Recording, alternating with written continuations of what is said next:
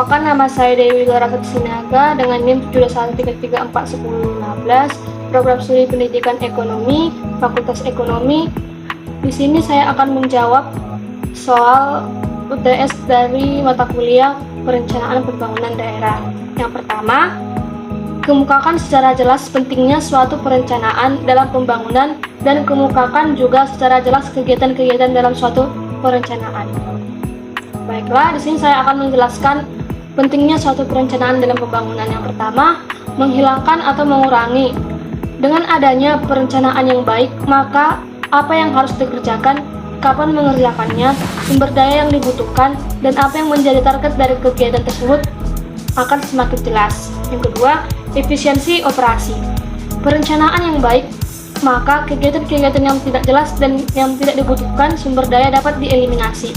Yang ketiga, mendapatkan pemahaman yang lebih baik tentang tujuan proyek.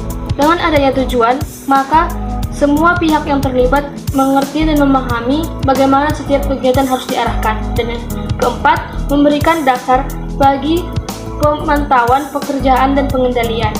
Kegiatan pemantauan dan pengendalian hanya bisa dilakukan dengan efektif bila ada alasan. Selanjutnya, kemukakan juga secara jelas kegiatan-kegiatan dalam suatu perencanaan. Yang pertama, menetapkan target atau tujuan. Perencanaan dimulai dengan keputusan-keputusan tentang keinginan atau kebutuhan organisasi atau kelompok kerja. Tanpa merumuskan target atau tujuan yang jelas, organisasi akan menggunakan sumber daya yang tidak efektif. Kegiatan yang kedua yaitu merumuskan keadaan saat ini.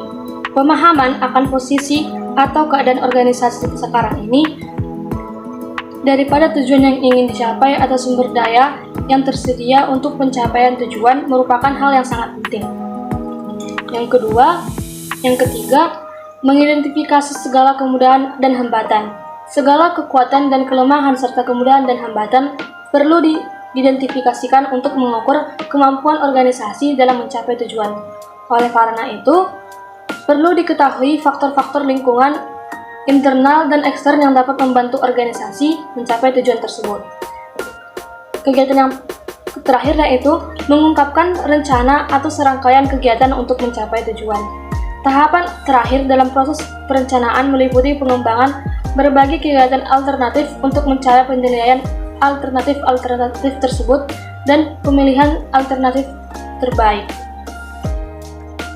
Pertanyaan kedua yaitu, coba Anda jelaskan tahapan penyusunan rencana pembangunan di Indonesia dan dari tingkat pusat sampai tingkat daerah, dan uraikan lembaga-lembaga yang berperan dan terkait dalam penyusunan rencana pembangunan tersebut.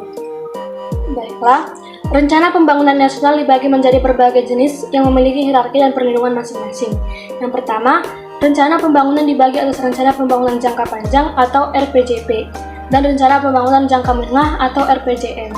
Rencana pembangunan jangka panjang memiliki rentang waktu selama 20 tahun, sedangkan RPJM memiliki rentang waktu yang lebih singkat yaitu 5 tahun. RPJM merupakan penjabaran dari RPJP, sehingga RPJM wajib merujuk ke RPJP.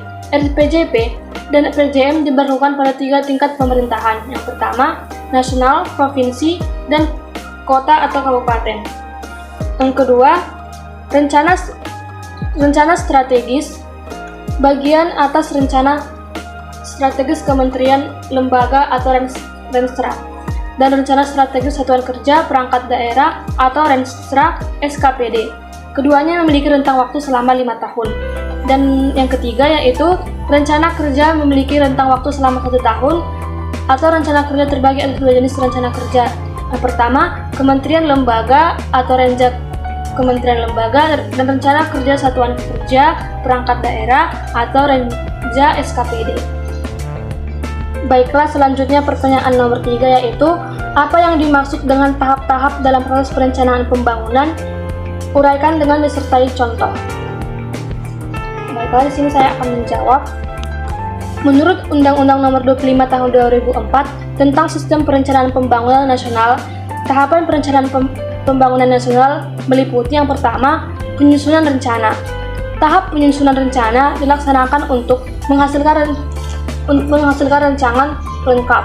suatu rencana yang siap untuk ditetapkan yang terdiri dari 4 langkah, yaitu yang pertama, penyiapan rencana pembangunan yang bersifat teknokratik, menyeluruh dan terukur. Yang kedua, masing-masing instansi pemerintah menyiapkan rencana kerja dengan berpedoman pada rancangan rencana pembangunan yang telah disiapkan. Yang ketiga, melibatkan masyarakat atau stakeholders dan menyelaraskan rencana pembangunan yang dihasilkan masing-masing jenjang pemerintah melalui musyawarah perencanaan pembangunan. Nah, yang keempat, penyusunan rencana akhir rencana pembangunan. Tahapan yang kedua, penetapan rencana. Penetapan rencana meliputi produk hukum sehingga mengikat semua pihak untuk melaksanakannya.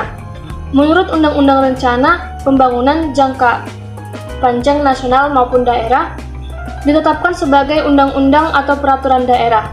Rencana pembangunan jangka panjang, menengah maupun nasional ditetapkan sebagai peraturan presiden atau kepala. Yang ketiga, pengendalian pelaksanaan rencana. Tujuan pengendalian pelaksanaan rencana pembangunan adalah untuk menjamin tercapainya tujuan dan sasaran pembangunan. Dan yang terakhir, evaluasi pelaksanaan rencana. Evaluasi pelaksanaan rencana adalah bagian dari kegiatan perencanaan pembangunan yang secara sistematis mengumpulkan dan menganalisis data dan informasi untuk menilai pencapaian sasaran, tujuan, dan kinerja pembangunan. Evaluasi. Pertanyaan terakhir yaitu, jelaskan apa saja yang Anda ketahui tentang RPJPD, RPJMD, dan Renstra serta keterkaitannya. Jawaban yang dapat saya berikan yaitu, Rencana Pembangunan Jangka Panjang Daerah atau RPJPD adalah dokumen perencanaan daerah untuk jangka waktu 20 tahun.